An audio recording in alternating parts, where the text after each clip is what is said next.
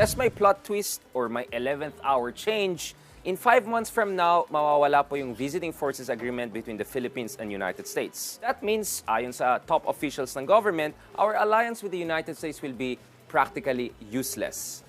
Ayon sa President Rodrigo Duterte, quote-unquote, kasi pag hindi natin kaya, we have no business being a republic. You might as well choose. Quote-unquote, we can be a territory of the Americans or we can be a province of China.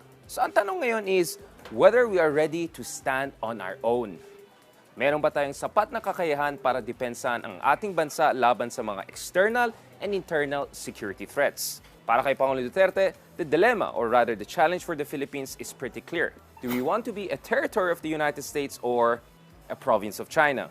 That's unless we develop our own defensive capabilities. The thing though is, hindi ito first time na potentially mawawalan tayo ng tulong from the Americans. Remember, back in 1992, pinaalis natin yung permanent American bases from the Philippines.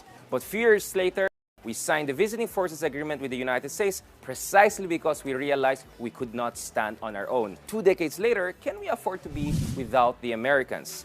Ito yung hamon ng ating Pangulo. Well, ayon sa kanya, handa daw ang Armed Forces of the Philippines to deal with challenges, whether threats from terrorism or threats potentially from China.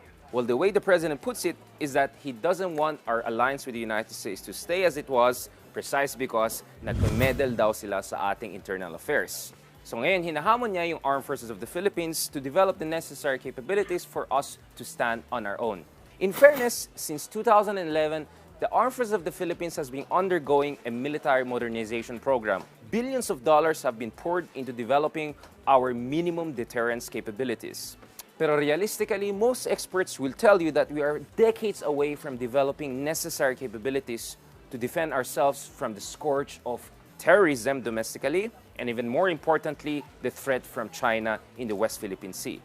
Pero ito yung kulang sa mga speech ni Pangulong Duterte. Handa ba siya mag-stand up to China in the West Philippine Sea? Meron ba tayong sapat na kakayahan para depensahan ang West Philippine Sea from China's creeping invasion? So, are we ending towards an independent republic or, as the President puts it, province of China?